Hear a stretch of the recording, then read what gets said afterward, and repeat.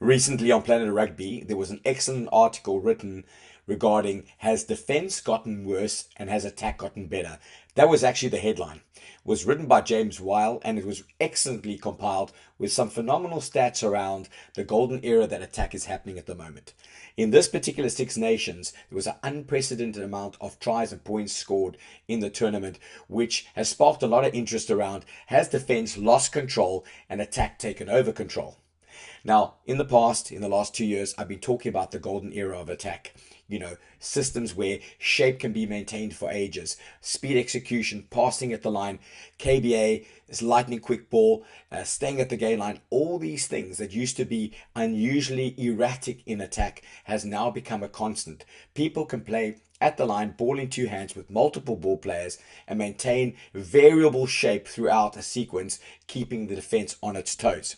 But that's not the only factor that's led to defense struggling. With the law changes, there's been a lot that's gone on for the defense that has given the attack the ability to attack with poise, fearlessness, and ruthlessness. So let's look at it. What are the key laws that have made a massive difference? If we go to scrum attack, the fact that the 9 has to be neutral either at the midpoint of the scrum or the back of the scrum has created a situation where on attack, the attacking side can choose to go left or right quite freely in a shape where they can strike flat out or look for 50-22. Now, why is that big? Because in the old days where I could go to source and block one side off, I could corral you into going to a side I prefer, and I could probably be more poised and ready to shut that play down. Now, with the advent of the 9 not being able to kill its source, that means both sides are open and the attack can choose which way they want to go and execute smoother because there's no disruption really at the base.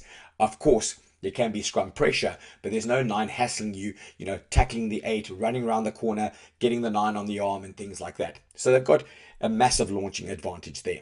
Then you look at the 50-22 from scrums again. Now with the advent of that, you got the wings on a half or 2.5, which means 10 or 20 meters back from the 40 or 35 meters out. And that means you can take an edge and then kick on the edge. You can play straight to the edge and get into your entire shape and attack for a few phases to wear the defense down. Or you can run and play and try and hit that 50-22 like straight after the second pass as the wing comes up and panics.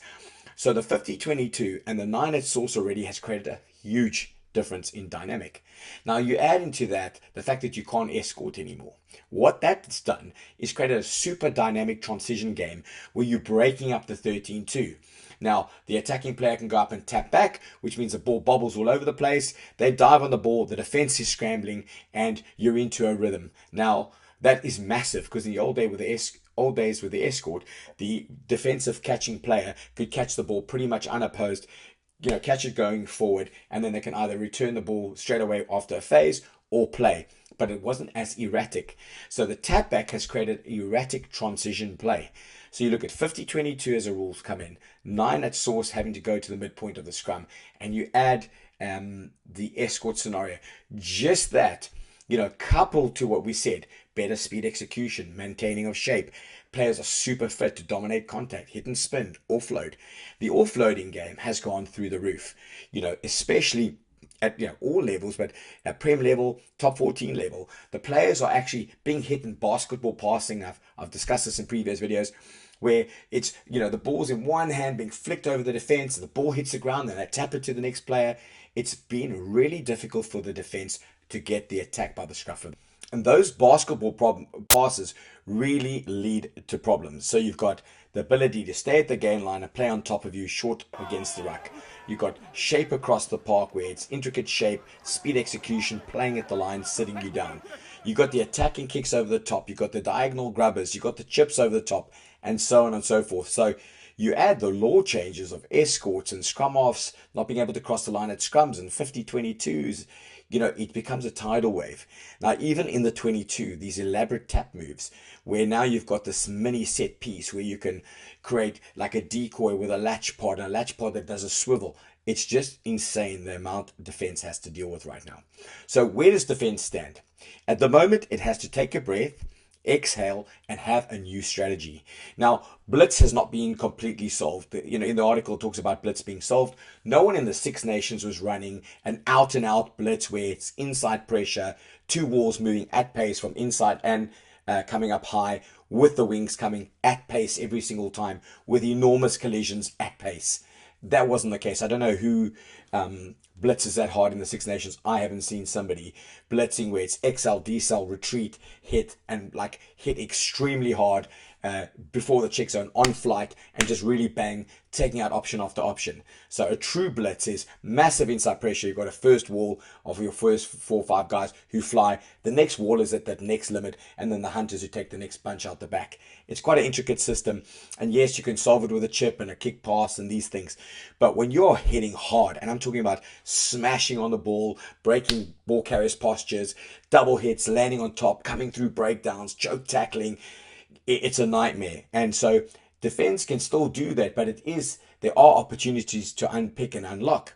The problem with blitz is, number one, is there are a lot of layers and a system where there are a lot of triggers, a lot of counting of flights, understanding the shapes in real time, the relation of the ruck to where you are before you jam, the body language of receivers. There's a lot going on there, right? So you can still do it, but it's quite an art form, especially on short notice. But what defense needs to do to quench the attack, defense needs to be braver. It needs to be bolder. It needs to look for solutions where you've got the stomach to try a process. Now, why am I saying this? When attack was evolving into 1-3-3-1, 1-3-2-1-1, 2-4-2, there was patience around a prop making a tip pass. Years ago, a prop would never dare make a tip pass or play out the back. They'd drop the ball, they'd be panicked, they'd say, look, I'm not passing that ball, I'm going to carry that ball. But over time, they've evolved, and now you see props are training tip-ons and timing of running at the defense and pulling back more than they do a lot of things. And now it's supernatural to have the ball into your hands and choose an option, right? Defense has to have the same mindset. No more copy paste, come up square and wait. No more being overly cautious and letting it unfold. It's not just about blitz now. It's about setting traps, setting ambushes. What can you do from a line out where you can attack the 9 when he breaks out on OT ball, or when the loose forward comes in and he breaks through a dummy more and looks for a switch, or runs against the grain runs with the ball in place, someone running against the grain. And the next time then they maul and they punch more and they get leg speed and they're trying to overwhelm you. What can the defense do to mitigate that? Can they attack the 7? Can they attack the 9?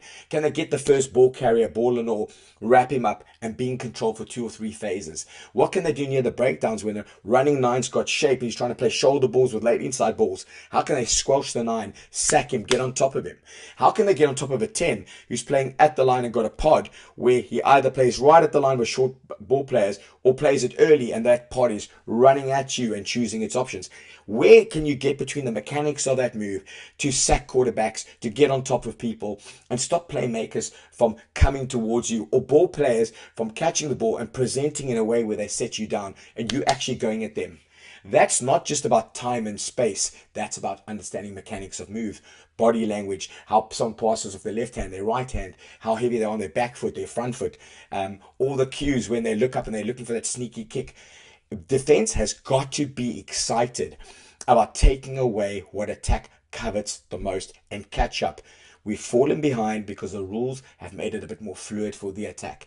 But that's not an excuse. We've got to be bold in having excellent movement, excellent collisions, brilliant scanning on the move, brilliant anticipation, and then in your pre-planning strategic phase, look at your analysis and say, where are the chinks in the armor? What are the stats and trends saying? And what does the video tell me? And let's create a plan based on the evidence. What can we do in the laboratory that can take this attack edge away? There are things you can do. Attacking at lineouts, attacking in general play, kickoffs, etc. There are ways to do it. So what I'm encouraging is defense coaches, think outside the box. One is brute force, ruthless physicality in the collisions still counts for a lot. Power endurance, triple collision efforts, smooth movement to get up in the face quickly, check and bang is massive. And then taking away the ability for those moves to unfold, understanding the mechanics, it's huge. So that's my take on it. It's an exciting cat and mouse battle between attack and defense at the moment. Defense will recover, but only if it's bold.